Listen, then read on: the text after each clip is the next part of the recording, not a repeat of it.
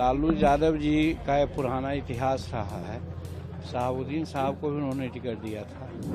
Quality पर और काम, जन सेवा, ये सब पर बहुत कम लोग ध्यान देते हैं। यही कारण है कि सच्चा प्रतिनिधि कम चुन के आता है। जब कविता सिंह आई थी तो वो भी पितृपक्ष से शादी कर ली थी और उनके पति भी इसी नेचर के थे।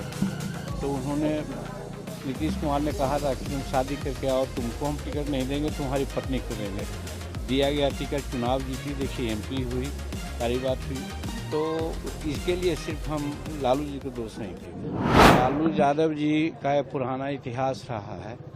शहाबुद्दीन साहब को भी उन्होंने टिकट दिया था, तो उसी प्रकार से अभी दिया गया, तो कोई आश्चर्य की बात नहीं है। और टिकट देने के पीछे उनकी बहुत सारी मंशाएं हैं।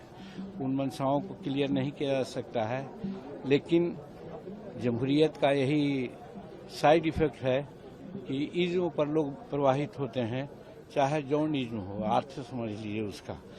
और क्वालिटी पर और काम, जन सेवा, ये सब पर बहुत कम लोग ध्यान देते हैं। यही कारण है कि सच्चा प्रतिनिधि कम चुन के आता है। तो शादी करने की जरूरत पड़ी उसको? ये तो खैर परंपरा भी रही है।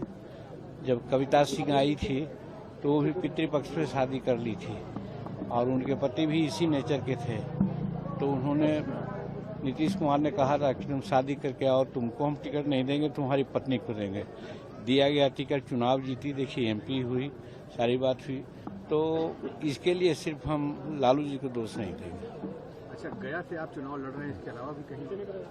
नहीं, हम जब एनडीए में आए तो एनडीए में सिर्फ और सिर्फ नरेंद्र भाई मोदी जी की जो प्रतिष्ठा, प्यार, मोहब्बत हमारे प्रति है, उसके चलते हम आए थे। अनकंडीशनल उनके साथ समर्थन में रहे हैं और हमने कहा कि आपकी जो मर्जी होगा उसी को संतुष्टि से हम ले लेंगे। और उन्होंने ऐसा किया। हमारे बच्चा को एमएलसी बनाए और उसको मंत्री बनाए। एक विभाग था पहले, आज 3 विभाग है।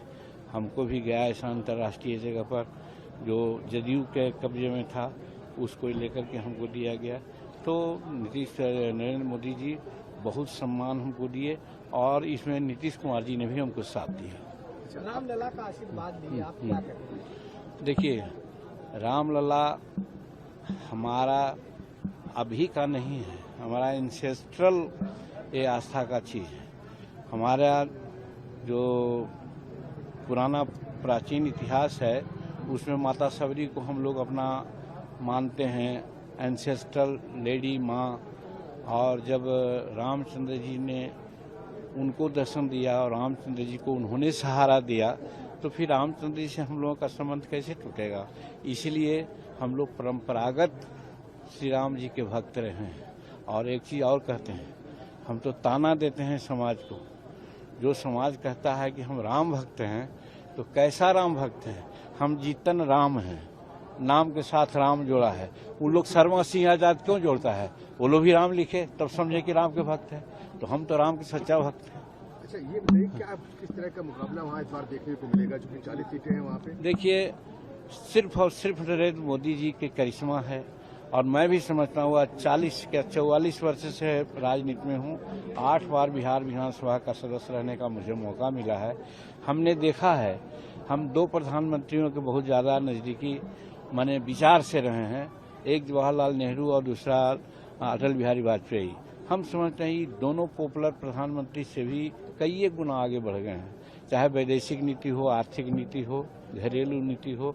और हम समझते हैं कि जो स्टेमिना और जो काम अभी सबके लिए कर रहे हैं, बहुत कम लोग करते हैं। तो इसलिए यहाँ का जन जन के लोग, आज एक नारा हो गया है, अब की बार 400 पार।